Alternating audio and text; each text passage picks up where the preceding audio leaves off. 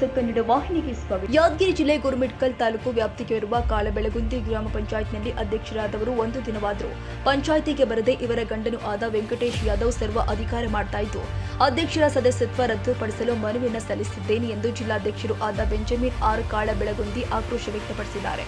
ಪಂಚಾಯಿತಿಯಲ್ಲಿ ಆಗುವ ಪಂಚಾಯಿತಿ ಕೆಲಸಗಳು ಯಾದಗಿರಿ ಜಿಲ್ಲೆಯಲ್ಲಿ ಕುಳಿತುಕೊಂಡು ಮಾಡ್ತಾರೆ.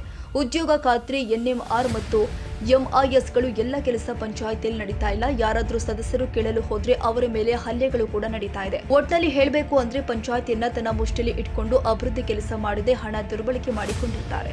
ಅದಕ್ಕೋಸ್ಕರ ಶ್ರೀಮತಿ ಶ್ರುತಿ ಗಂಡ ವೆಂಕಟೇಶ್ ಯಾದವ್ ಗ್ರಾಮ ಪಂಚಾಯಿತಿ ಅಧ್ಯಕ್ಷರ ಸದಸ್ಯತ್ವವನ್ನು ರದ್ದುಪಡಿಸಬೇಕಾಗಿ ವಿನಂತಿಸಿಕೊಳ್ತೀನಿ. ಒಂದು ವೇಳೆ ಇದರ ಬಗ್ಗೆ ಸೂಕ್ತ ಕ್ರಮ ಕೈಗೊಳ್ಳದಿದ್ರೆ ಗ್ರಾಮ ಪಂಚಾಯಿತಿಯ ಮುಂದುಗಡೆ ಉಗ್ರ ಹೋರಾಟ ಮಾಡ್ತೀವಿ ಎಂದು ಈ ಮೂಲಕ ಎಚ್ಚರಿಕೆ ಕೊಡ್ತಾ ಇದ್ದೇನೆ ಎಂದು ಜಿಲ್ಲಾಧ್ಯಕ್ಷರು ಆದ ಬೆಂಜಮಿನ್ ಆರ್ ಕಾಳಬೆಳಗುಂದಿ ಆಕ್ರೋಶ ವ್ಯಕ್ತಪಡಿಸಿದ್ದಾರೆ.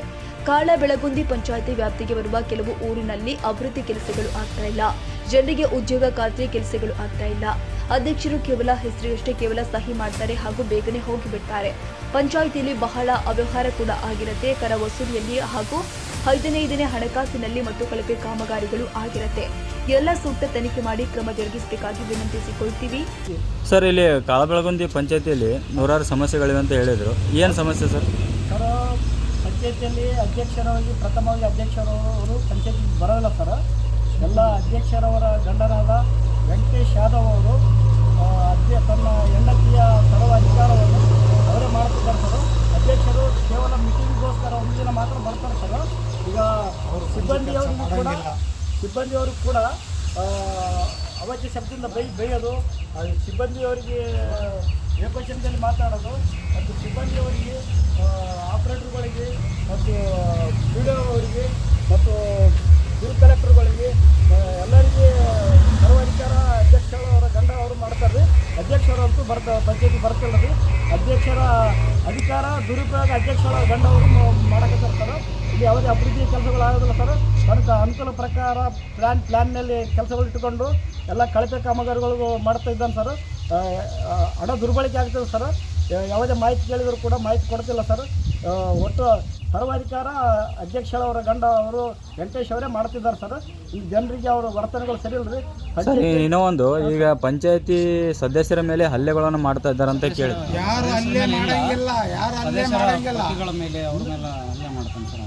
ಅಂದ್ರೆ ಇಲ್ಲಿ ಯಾರು ಬಂದು PDO ಅವರಿಗೆ ಪ್ರಶ್ನೆ ಮಾಡುವಾಗಿಲ್ಲ, PDOಗಳಿಗೆ ಪ್ರಶ್ನೆ ಮಾಡೋಗಿಲ್ಲ. ಏನೇ ಇದ್ರು ನಾನೇ ಬಾಸ್ ಅಂತ ಸರ್. ಸಂಪೂರ್ಣ ಅಧಿಕಾರ ಅವ್ರಿಗೆ ಸದಸ್ಯರ ಮೇಲೆ ಇರ್ತದಲ್ಲ, ಕೇಳಬಹುದು. ಯಾಕೆ ಕೇಳಬಾರ್ದು ಸರ್? ಪ್ರಜಾಪ್ರಭುತ್ವದಲ್ಲಿ ಸದಸ್ಯರಿಗೆ ಅಷ್ಟೇ ಕೇಳ್ಬೇಕಂತ ಇಲ್ಲ, ಎಲ್ಲರೂ ಕೇಳ್ಬೋದು. ಸಾರ್ವಜನಿಕವಾಗಿ ನಾವು ಕೇಳ್ತಾ ಇದ್ದೀವಿ, ಸದಸ್ಯರ ಅಂತ ಕೇಳ್ತಾ ಇಲ್ಲ. ಸಾರ್ವಜನಿಕವಾಗಿ PDO ಅವ್ರ ಹತ್ರ ಇವರು ಯಾವ್ದಾರ ಈಗ ಸಹಜವಾಗಿ ಸಣ್ಣ ಪುಟ್ಟ ಲೇಬರ್ ಕೆಲಸ ಮಾಡಿರ್ತಾರೆ, ಅದ್ರ ಚೆಕ್ ಕೊಡ್ಬೇಕಾದ್ರೆ ಚೆಕ್ಗಳನ್ನ ಸ್ವತಃ ಅಧ್ಯಕ್ಷರ ಪತಿಯೇ ಸೈನ್ ಮಾಡ್ತಾ ಇದ್ದಾರೆ ಅಂತೇಳಿ ಕೆಲವೊಂದು ಜನ ಹೇಳ್ತಾ ಇದ್ದಾರೆ ಸರ್. ಈಗ ನಿನ್ನೆ ಹಲ್ಲೆ ಆಗಿದೆಯಲ್ಲ, ಈಗ ಏನು ಕಾರಣಕ್ಕೆ ಹಲ್ಲೆ ಆಗಿತ್ತು ಸರ್? ಏನಿಲ್ಲ, PDO ಅವ್ರ ಹತ್ರ ನಾನು ಜಸ್ಟ್ ಏನು ಕೇಳ್ತಾ ಇದ್ದೆ ಅಂದ್ರೆ, ಸರ್ PDO ಸಾಹೇಬ್ರೆ, ಚೆಕ್ಗಳನ್ನು ಫೋರ್ಜರಿ ಆಗ್ತಾ ಇದ್ದಾವೆ ಅಂತ ಅಧ್ಯಕ್ಷರ ಪತಿ ಹೇಳ್ತಾ ಇದ್ದಾರೆ. ಅದು ನಿಜನಾ ಅಂತ ನಾನು ಕೇಳಿದ ತಕ್ಷಣ ಹಲ್ಲೆ ಮಾಡೋಕ್ಕೆ ಬಂದಿರೋದು ಸರ್. ಹಲ್ಲೆ ಮಾಡೋದು ಗಾಯದ ಗುರುತು ಏನಾದರೂ ಇದೆ?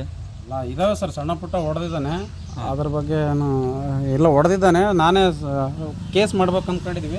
ಬಟ್ ಆದರೆ ನಮ್ಮ ಸಮಾಜದವರು, ವಾಲ್ಮೀಕಿ ಸಮಾಜದವ್ರು ಏನಂದ್ರು, ಇವತ್ತಿನ ದಿನ ಬೇಡ, ನೋಡೋಣ ಆಮೇಲೆ ನೋಡೋಣ, ನೆಕ್ಸ್ಟ್ ಟೈಮ್ ಅಂತ. ಜಾತ್ರೆ ಇದೆ, ಜಾತ್ರೆ ಸಂದರ್ಭದಲ್ಲಿ ಬೇಡ ಅಂತ ಹೇಳಿದಕ್ಕೆ ಸುಮ್ಮನೆ ಆಗಿರೋ ಸರ್. ಅಂದರೆ ನಿಮ್ಮ ಪ್ರಕಾರ ಸರ್ವಾಧಿಕಾರ ಏನಾದ ಅಧ್ಯಕ್ಷನ ಪತಿನೇ ಮಾಡ್ತಾ ಇದ್ದಾನೆ ಸರ್? ಅವ್ರ ಅಧ್ಯಕ್ಷರ ಪತಿಯ ಹೆಸರು ಏನಾದರೂ? ವೆಂಕಟೇಶ್ ಯಾದವ್ ಅಂತೇಳಿ. ವೆಂಕಟೇಶ್ ಯಾದವ್. ಸರಿ ಸರ್, ಓಕೆ. ಸಂಘಟನೆಯ ಅನೇಕ ಕಾರ್ಯಕರ್ತರು ಹಾಜರಿದ್ದರು. ತಾಜಾ ಸುದ್ದಿಗಾಗಿ MTV News 24/7ಗೆ ಸಬ್ಸ್ಕ್ರೈಬ್ ಮಾಡಿ ಮತ್ತು ಬೆಲ್ ಐಕಾನ್ ಅನ್ನು ಒತ್ತಿ. ತಪ್ಪದೇ ಲಿಂಕ್ ಶೇರ್ ಮಾಡಿ.